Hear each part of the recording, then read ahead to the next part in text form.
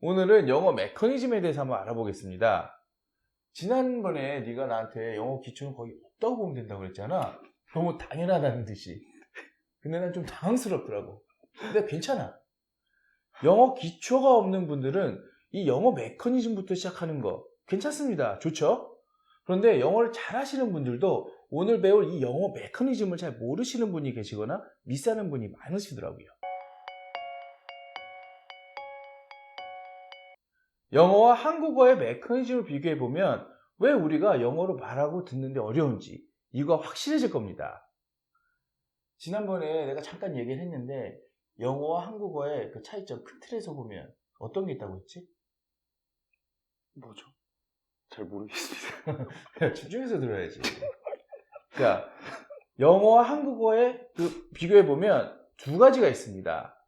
자, 첫 번째, 영어는 포지션의 언어입니다. 한국어는 자격의 언어고요.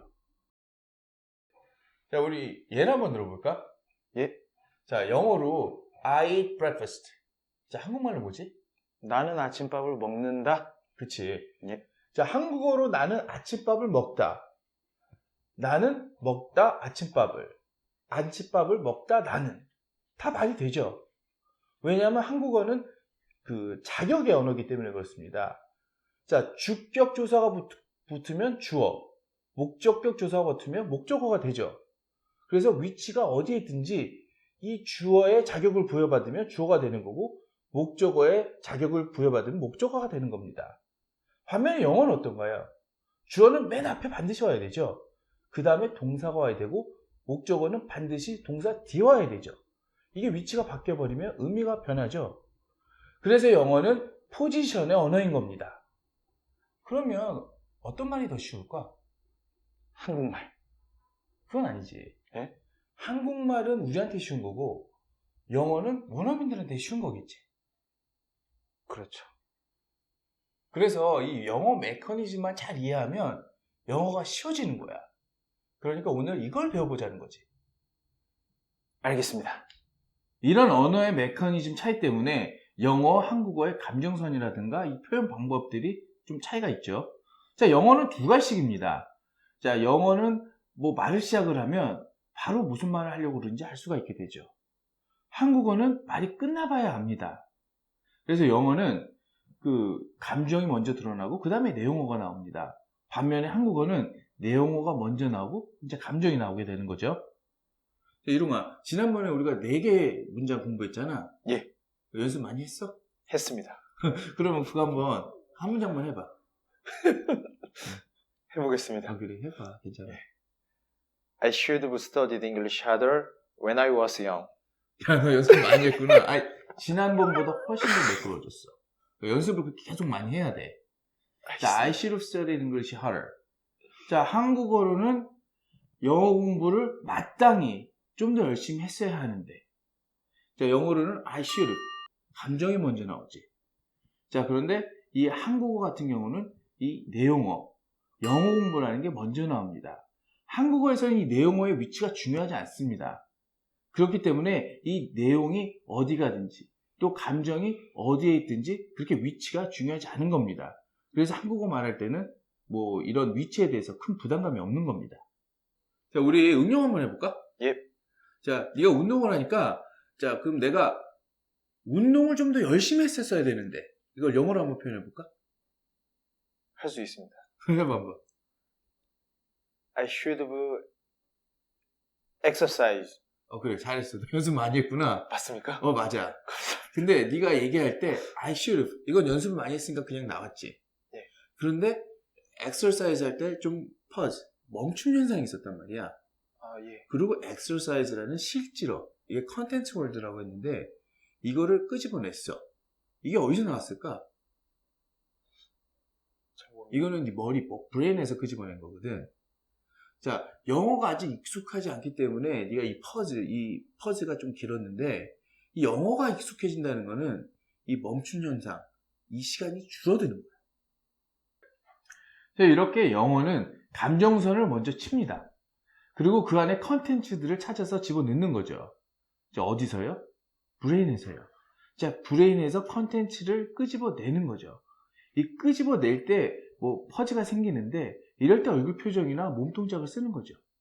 자, 한국어는 어떤가요? 한국어도 뭐 우리가 쓰다 보면은 하루에도 수없이 단어 뭐 생각 안 날 때가 있죠. 그러나 자격만 주어지면 순서가 상관이 없기 때문에 한국어는 좀 더 수월하죠. 자, 영어의 메커니즘 특징 때문에 이런 표정이나 몸 동작이 생기는 겁니다. 자, 원어민들이라고 뭐 아무 때나 쓰는 건 아닙니다. 너도 이런 사실을 알고 나니까 재밌지? 재밌습니다. 그래, 이게 바로 가장 중요한 영어의 메커니즘이야. 자, 영어는 내가 위치 언어, 자리 언어라고 했지? 네. 그러니까 만약에 자리가 바뀌면 어떨까? 틀리겠죠? 꼭 틀린다고 볼 수는 없어. 그런데 어색하겠지? 어색하겠죠. 그래. 만약에 뭐 책을 읽을 때나 뭐 이렇게 들을 때 뭐 눈에도 거슬리고 귀에도 거슬리겠지. 이상하겠지. 어색하고. 그래서 이게 강조가 되는 거야. 자, 한국 분들은 유독 강조를 어려워합니다. 근데 이건 너무나 당연하지 않나요? 제가 한국어는 순서에 크게 영향을 받지 않는다고 했죠. 그래서 순서가 좀 틀려도 좀 약간 이해가 가고 이걸 강조라고 못 느낍니다. 반면에 영어권 사람들은 이게 위치가 좀 바뀌면은 어색해하고 이상해하죠. 이게 이 자리에 있을 게 아닌데. 그러니까 이게 강조가 되는 겁니다. 한번 예를 한번 들어볼까요? Never again will I go there. 원래 문장은 I will never go there again. 이겁니다. 근데 위치가 바뀌니까 어색해하면서 이게 강조가 되는 거죠. 자, 오늘 재밌었지? 재밌었습니다. 자, 근데 중요한 거는 이 영어 메커니즘을 아는 게 중요한 게 아니고 여태까지 배운 걸 베이스로 어떻게 사용할 줄 아는지 이 사용법을 아는 게 핵심이야. 그렇죠. 자, 한번 따라해봐. 예. I'll, I'd, I'd, I'd, I'd like to, I'd like to, it would be, it would be, shall I, shall I should have, I should, 그치? There should be. there should be. 자, 네가 무슨 짓을 한 줄 알아? 제가요. 자, 바로 이걸 감정선을 만든 거야. 이게 감정선을 얘기한 거거든. 예. 자, 뭐 할래요? 뭐 하고 싶어요? 자, 외국 사람들도 이런 말 하면, 한국말을 이런 식으로 하면 잘해 보이지? 예. 영어도 마찬가지야. 그치? 맞습니다. 자, 너 하루에 샌드백 몇 번 쳐? 수없이 치죠. 그치? 자, 이것도 수없이 반복해서 네 가슴에 집어넣어야 돼. 그리고 뭐 할래요? 뭐 하고 싶어요? 뭐 여기 뭐 많아야 되는데, 뭐 해야 되는데. 자, 이런 감정들을 표현할 때 이게 자동적으로 나와야 돼. 이때까지 연습을 해야 되는 거야. 알겠습니다. 한국 분들 영어 많이 하시죠? 그런데 몇 개 되지 않는 이 조동사를 포함해서 기능어를 가슴에 담아두는 데는 굉장히 인색합니다. 자, 여기까지는 본능적으로 튀어나올 수 있게끔 수없이 반복하셔야 됩니다. 자, 오늘은 영어 메커니즘이었습니다. 감사합니다.